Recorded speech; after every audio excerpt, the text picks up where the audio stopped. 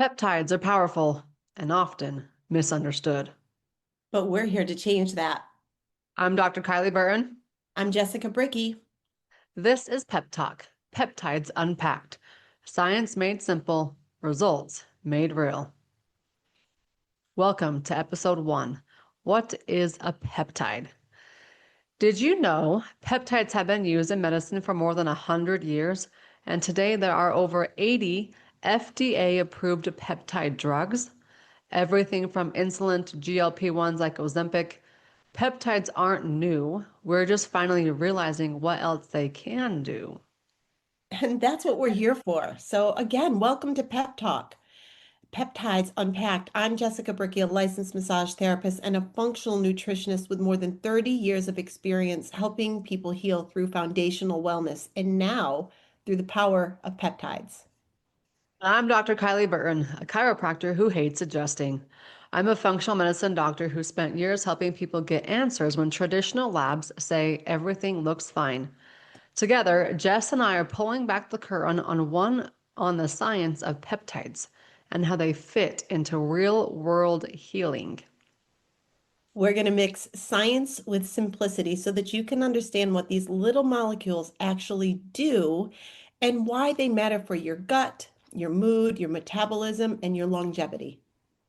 So let's start at the beginning.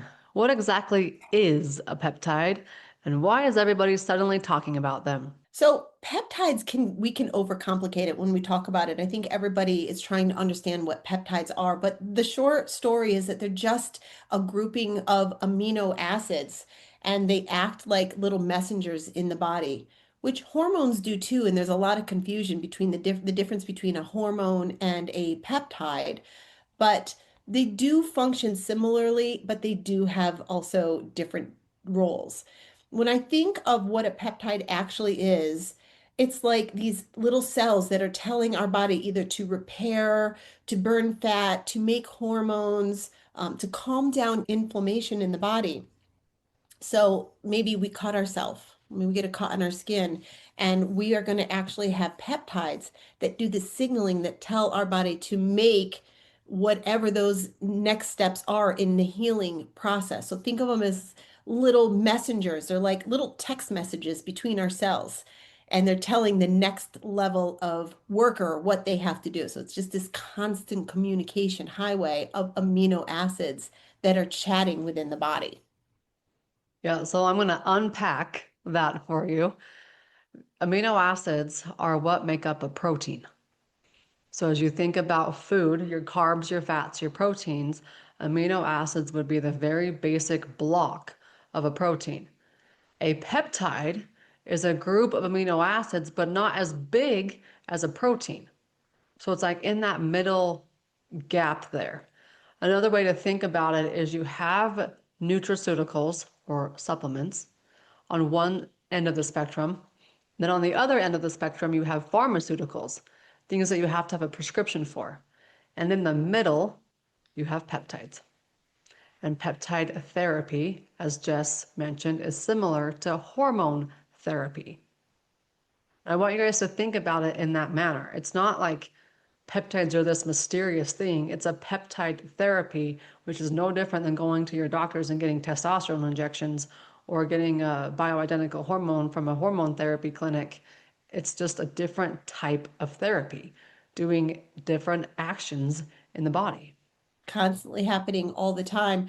I would like to say that people think that this is a brand new idea that all of a sudden we're using peptides. It's just that is now, that's the catchphrases that we're hearing all the time. But when we look at the history of peptides back in the 1920s, that's when insulin was introduced. We wouldn't think twice about somebody that's not producing insulin in the body, somebody that's a type 1 diabetic whose pancreas isn't working. We wouldn't think anything of giving them those peptides to help them have the insulin that is necessary to carry out all these metabolic functions in the body. Same with a thyroid, right? Thyroid also, we wouldn't think anything of, just like HRT, we wouldn't think anything of somebody that's not producing enough thyroid hormone, giving them. It's the same situation here with peptides. When we're talking about peptide therapy, we are talking about something that's been around for a long time, and it's helping body have the signaling once again to do those basic life functions, whether it's metabolizing food, healing a wound, having healthy skin, reducing inflammation in the body. There's so many things that peptides are doing that we're completely unaware of. And I want to bring that stat back, meaning peptides have been used in therapy for over 100 years. Insulin is a peptide. Right. When I learned that, I'm like, wait, what? No one told me that was a peptide in school.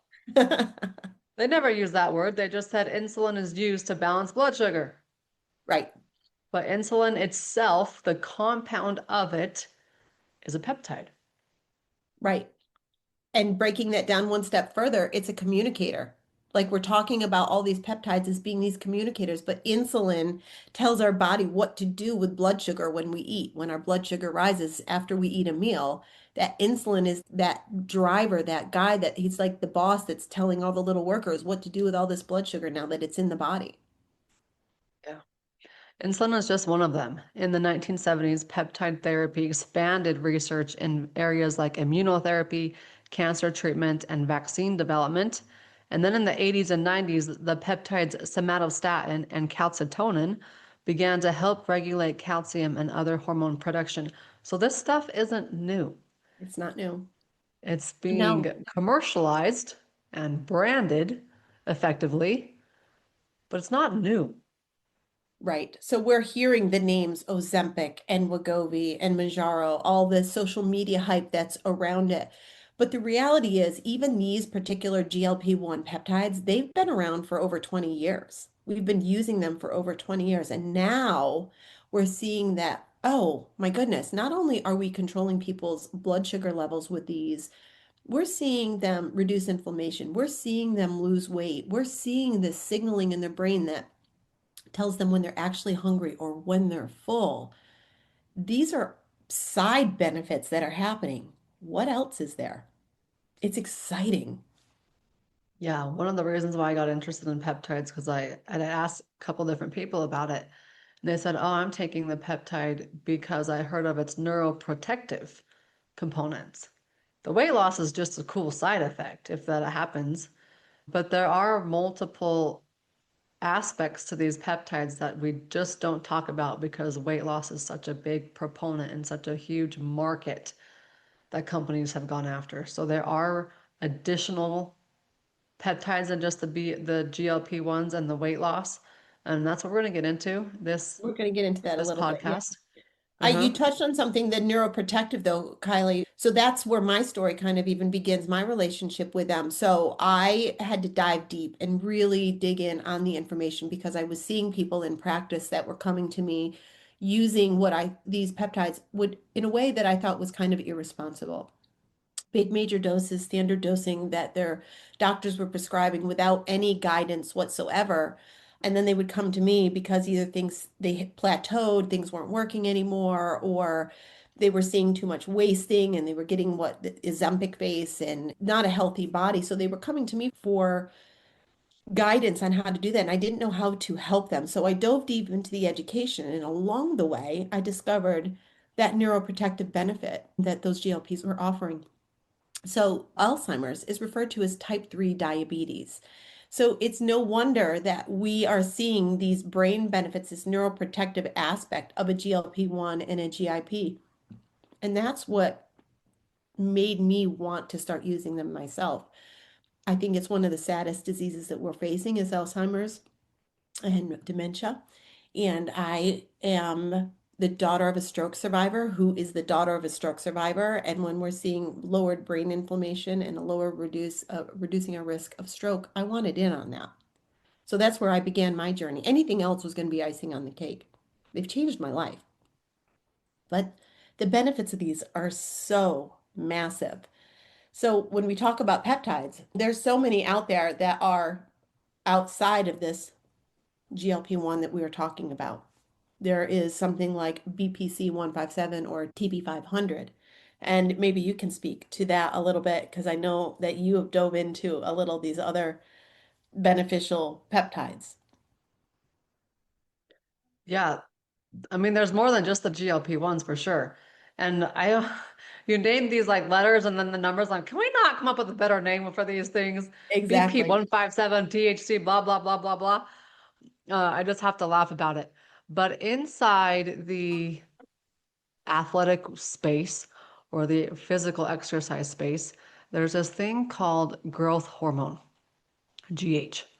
And that growth hormone is targeted to build more muscle mass.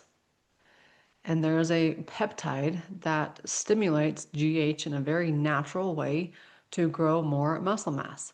So there are multiple facets to these peptides. We're just going to pick a couple of them and discuss them in this limited series podcast. But the real reason why we're sitting down recording this content for you and helping to educate not just the end user who's interested in consuming these peptides for their own health, but the practitioners who are interested in incorporating this into their business is because we wanted to get through the myths that's out there and we wanted to provide real education, real stories, and take the science and make it understandable for everybody. So that's why we're here today. And that's why we're here on this Pep Talk podcast. And we are so excited to have you guys join us. If you know of a friend who could benefit from this, send it to them. If you know of a practitioner who maybe you're going to ask your practitioner about peptides and they really aren't sure where the answers can come from, we'll share this with them. And we're in this journey together. So welcome aboard. I'm Dr. Kylie. And Jess, do you have anything else to say as we finish up? What is a peptide? No, I think we covered it. That's just a good introduction to what peptides are and that the possibilities are endless. We're going to see as time goes on. This is cutting edge modern health care at its finest, and it's really exciting to start learning and teaching about it. And you guys, the stories that we are hearing that we're going to share with you are absolutely incredible. We've already recorded some of them. So go through each episode. They'll build upon each other. You need to understand what a peptide actually is. And if we want to reiterate that, it is a group of amino acids put together in a certain specific manner, just like a protein is, but it's not as large as a protein. So speaking of that, Jess, um, the reason why these are more of an injectable is because they are a larger compound. Right. It's not like a nutraceutical where you can just have a powder in a drink. It is something that needs to be probably subcutaneous, so it goes underneath your skin in order for the body to utilize it effectively because Yeah. compound. Yeah, we'll get into that probably a little bit more down the road with that, but there are some peptides that can be done either with a nasal spray or in a capsule form. They are not going to be as absorbed as efficiently as a subcutaneous, something that we are injecting into our belly or into our thigh. Because of the size of the molecules. But for some people that do have needle phobias, we will talk about the other ways that you can get that and how you can still benefit even if you don't like needles. So we'll do that in a future episode, but you're right. It's best used when it's done sub-Q. Yeah. I'm one of those with needle phobia. I don't like them. Jess has experienced it all, and so she's going to talk from that spectrum. If you are curious about starting peptide therapy, where can they go learn, Jess? Well, you know what? They can follow both of us on our social media. For me, I am on Instagram, Jess B as in boy, Jess B underscore LMT underscore NC. Or you can come and find me on my website. That's b2bwithjess.com. And I can be found on another podcast called Unshakable Brain, where that one is continuous. We do drop episodes every week, where this one is not designed in that manner. However, if you are interested in getting some peptide therapy or starting your journey on it, go to drkylieburton.com/peptides. That said, if you are sent here from somebody else, especially a practitioner, go reach back out to them and make sure you have that final follow-up, final conversation with them and use their code.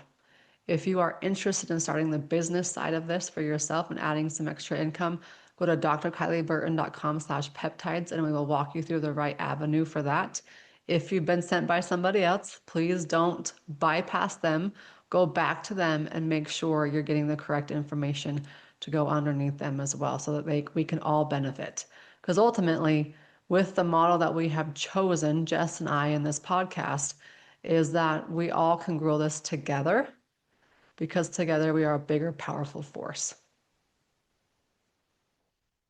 We'll see you on the next episode.